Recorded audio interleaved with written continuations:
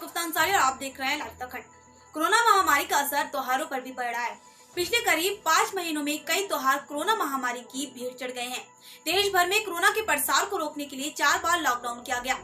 इसके बाद सरकार ने चरणबद्ध तरीके से अनलॉक की प्रक्रिया शुरू की। साथ ही बता दें, इस अवधि में कई तरह की लोगों को छूट दी गई। ऐसे में अब आगामी माह अगस्त के पहले हफ्ते में ही ईद और रक्षाबंधन सरीखे त्योहार है। इसको लेकर लोगों के मन में संयम बना हुआ है। हालांकि कोरोना के लगातार बढ़ते मामलों के चलते सियासत की उम्मीद कम ही नजर आ रही है। वहीं इस पर कांग्रेस उपाध्यक्ष सूर्यकांत धस्माना ने कहा कि ईश्वर अल्लाह ने मानव जाति को एक ही संदेश दिया है कि मैं तुम्हारे अंदर हूँ। सभी लोग सभी त्योहार घर में ही रहकर मनाएं। रक्षाबंधन भी आएगा, ईद भी आएगी, श्रावण का पवित्र मास चल रहा है, भगवान भोले शंकर का महीना होता है, चतुर्मास भी चल रहा है, सारे त्योहार आएंगे।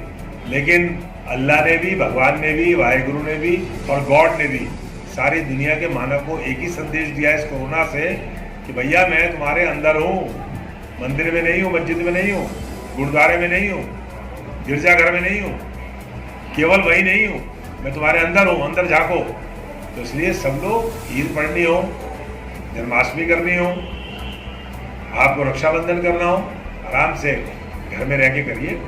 आपके अंदर ही भगवान है, अंतरकरण में भगवान है। हम ब्रह्मास्त्र हमारे शास्त्रों में कहा गया, हरि व्यापक सर्वत्र समाना, प्रेम से प्रकट होई में जाना, कण कण में व्याप्त है। कोई ऐसी जगह ही नहीं है। ईशा वास्तव सर्वम हमारे वेदों में कहा है। रामचरितमानस में मैंने आपको सुनाई दिया। तुलसी बाबा ने क्या कहा, हरि व्यापक सर्वत्र समाना, सब जगह है और एक समान है। ऐसा नहीं है कि कहीं ज्यादा है कहीं कम है, सब जगह एक समान है। मेरे अंदर भी, आपके अंदर भी, शहजाद के अंदर भी और सूर्यकांत के अंदर भी। Thank you sir. वहीं मनोचिकित्सक व प्रदेश अध्यक्ष राष्ट्रीय मानवाधिकार परिषद डॉक्टर स्वाति मिश्रा ने कहा कि त्योहार जरूर मनाएं, लेकिन एहतियात भी जरूर बरतें। उन्होंने कहा कि हम सभी जागरूक हैं। इस दौरान घबराने की जरूरत नहीं, बल्कि हमें सकारात्मक रहने की जरूरत है। उन्होंने मास्क व सैनिटाइजर के इस्तेमाल पर भी जोर दिया।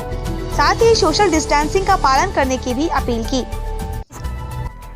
देखिए, त्योहार तो हमारे जिंदगी का एक ऐसा हिस्सा होते हैं कि जिसके बिना हमारे भारतवासी जो हैं वो जिंदा ही नहीं रह सकते हैं, है ना।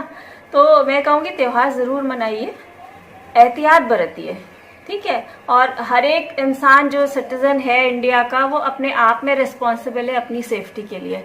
हम कोई बच्चे नहीं हैं छोटे छोटे कि हमको बार बार समझाया जाए। गाइडलाइंस अगर अभी जारी नहीं भी हुई है त्योहारों के लिए, तो भी सबको गाइडलाइंस पता है। इतने अवेयर सब लोग हैं आज की डेट में, क्योंकि 5 महीने से ऊपर कोविड आ चुका है इंडिया में, केसेस भी बढ़ रहे हैं, सबको मालूम है। पर घबराने की कोई बात नहीं है। आप त्योहार मनाइए पूरी सेफ्टी के साथ। आप सैनिटाइजर्स यूज करिए, हैंड वॉशेस यूज करिए, मास्क जरूर पहनिए, क्योंकि मेन चीज देखिए, वायरस इन्फेक्शन जो है वो सांसों से फैलता है ना। तो आप खुद को भी सेफ रखिए और सामने वाले को भी सेफ रखिए। एक सोशल डिस्टेंसिंग मेंटेन कीजिए, जिससे कि आप खुद भी सेफ रहेंगे, आपके घर वाले भी, और जिनसे भी आप त्योहारों में मिलना भी अगर चाहते हैं तो कोई उसमें बुराई नहीं है। आप मिलिए एक दूसरे से, पर एक सोशल डिस्टेंसिंग मेंटेन करके मास्क जरूर पहन के रखिए। प्लस अपना खान पीन जरूर रखिए सही। अपनी इम्यूनिटी को आप जितना स्ट्रांग रखोगे, उतना आप इस वायरस से बच के रहोगे, क्योंकि मेनली ये आरएनए स्ट्रैंड है जिसका तोड़ मुश्किल से मिलता है। डीएनए स्ट्रैंड इजी होता है ब्रेक करना, आरएनए स्ट्रैंड थोड़ा मुश्किल होता है। पर कोई बात नहीं, वैक्सीन आएगी, थोड़ा लेट हो रहा है, टाइम तो लगता ही है। देखिए, वैक्सीन कोई भी आती है तो 1 साल तो आप मान के चलिए, कम से कम का वक्त 1 से 1.5 साल लगता है कोई भी नई वैक्सीन आने में, ठीक है। तो त्योहार जरूर मनाइए, ईद भी मनाइए और रक्षाबंधन भी मनाइए, जन्माष्टमी भी मनाइए। आने वाले दिनों में हमारी दिवाली आ रही है, जो कि ये हिंदुओं का बहुत बड़ा त्योहार है, भारतवर्ष का बहुत बड़ा त्योहार है, वो भी मनाइए।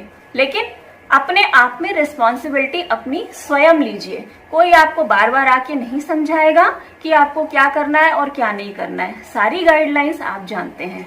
बच्चों को आप खुद समझाइए कि क्या करना है और क्या नहीं करना है। आप सब पेरेंट्स की तरह एक रिस्पॉन्सिबल सिटीजन्स की तरह बिहेव करिए और अपने आप को स्वस्थ रख के, इम्यूनिटी को स्ट्रांग रख के अपने त्योहारों को खूब खुशी से मनाइए।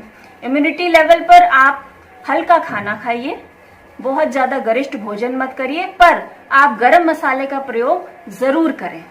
क्योंकि गरम मसाला अपने आप में एक बहुत बड़ा एंटीबायोटिक है।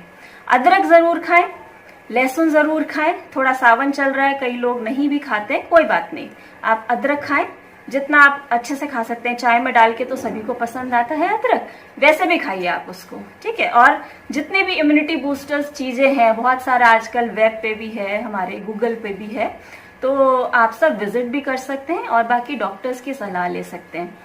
जो सबसे बड़ी बात मैं एक एज अ सोशल वर्कर और साइकेट्रिस्ट कहना चाहूंगी वो ये कि सबसे पहले अपने दिमाग को स्वस्थ रखिए। दिमाग में कोई भी नेगेटिव बात आती है तो उसको निकाल फेंकिए और अच्छा सोचिए। पॉजिटिव जब आप सोचेंगे तो एक पॉजिटिव वाइब्रेशन आपके चारों तरफ बन जाता है, एक ऑरा क्रिएट हो जाता है जिससे आपका डर भाग जाता है मन का। और जब वो डर ही नहीं रहेगा तो आप अपने आप ही रेस्पॉन्सिबल सिटीजन की तरह। देवभूमि व्यापार मंडल के महामंत्री सुनील मैसोला ने कहा कि हमें त्योहार के दौरान विशेष सावधानी बरतने की जरूरत है। सोशल डिस्टेंसिंग का विशेष रूप से ध्यान रखना होगा। राखी बांधने में भी सावधानियां बरतनी होंगी। 2-3 बातें मैं कहना चाहूँगा इसको लेके। एक तो जैसे रक्षाबंधन भी है और ईद भी है, तो सभी वर्ग आपसी प्रेम और सौहार्द से इसको मनाएं। दूसरा, सोशल डिस्टेंसिंग का बहुत अच्छे तरीके से पालन करें और इस चीज़ को ध्यान रखें कि अभी इसका इलाज आया नहीं है और हमें बहुत ही सावधानीपूर्वक जिसको हम राखी बांध रहे हैं उसका भी ख्याल रखना है और जिससे हम राखी बंधवा रहे हैं उसका भी ध्यान रखना है। रक्षाबंधन बहन की सुरक्षा को लेकर एक संकल्प है, इसी तरीके से भाई भी इसी संकल्प को पालन करें। तो मुझे अपने बहन को कोविड से बचने के लिए भी प्रेरित करना है कि वो इससे ध्यान रखें। दूसरा, बकरीद आ रही है, मेरा अपने सभी भाइयों से निवेदन है कि वो सोशल डिस्टेंसिंग से इसको मनाएं और आपसी प्यार सौहार्द से उसको मनाएं। कहीं ना कहीं मैं ये भी बात रखना चाहूँगा कि अब समय बदल रहा है और ये बेजुबान जानवरों के ऊपर जो हिंसा हो रही है ये भी कहीं ना कहीं रुकनी चाहिए। फिलहाल इतना ही। बाकी खबरों के लिए देखते रहिए लाइव उत्तराखंड। चैनल को सब्सक्राइब करें और बेल आइकन दबाना ना भूलें ताकि आपको मिलती रहे हर अपडेट सबसे पहले।